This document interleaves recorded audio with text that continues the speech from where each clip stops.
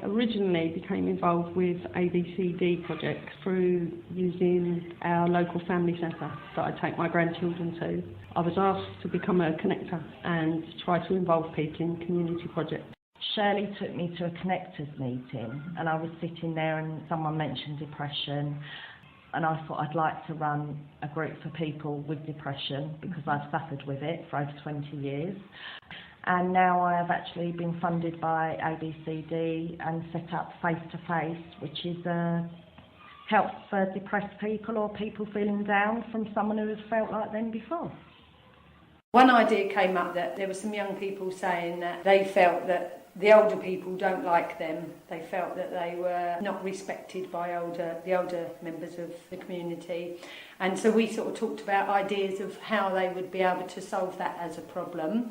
And some of the kids said, well, maybe if we had a club where the older people can come into our club and they can have a look around, or, you know, they can see what things we do. Maybe we could do activities together and stuff, maybe work on a computer and do arts and crafts and card making and things. And that's taken on immensely. It's just managed to get so many, between 20 and 25 elderly people coming in and mixing in with, like, you know, equally numbers of young people, and they've just got on and taken part in different activities and teaching one another how to use the computer or just to play games and things like that. There's just so much for them to learn from the elderly people, and vice versa.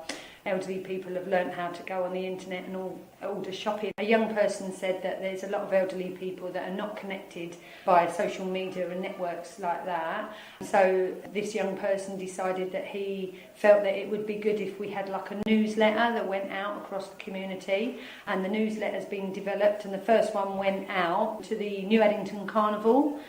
We've got a cooking project. We've got young people that have overcome fears of like touching meat or eating in front of people, and so there's been lots and lots of really good positive developments that have come out of that.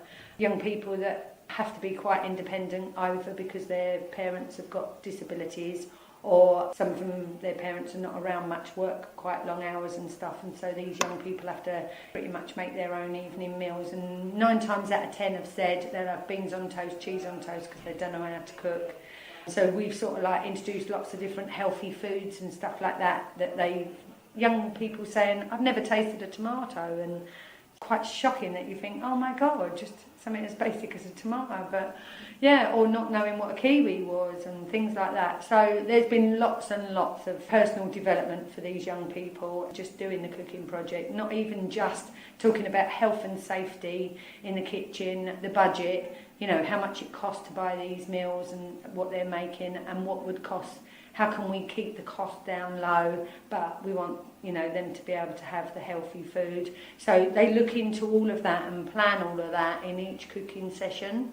So while they're waiting for their food to cook, they'll be planning the following week of what they're going to cook and what they think would work and what they'll learn from it budget-wise and stuff like that. Some of the young people have helped the volunteers to go and get the shopping. So it also gives them an insight into where do you go, what do you use. Just help so many young people and help them to improve their lives, really, I think, because especially now when they come in and say, yeah, last week we made prawn or chicken chow mein. They could choose what they wanted because I wasn't sure how they'd be with prawn.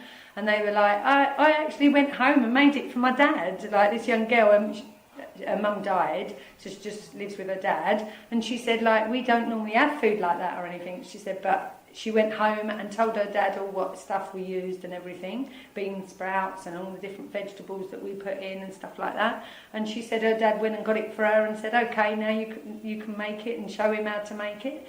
And she was really chuffed with herself, just so, like, and she's 12.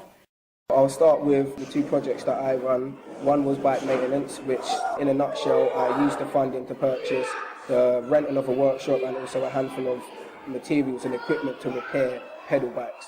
I then opened the doors free of charge for 2 different afternoons, and I repaired approximately 8 bikes from different young people and donated approximately 3 to other young people who come to me with bikes that were in such a bad condition they couldn't be repaired. So we had a handful in-house that we were donated.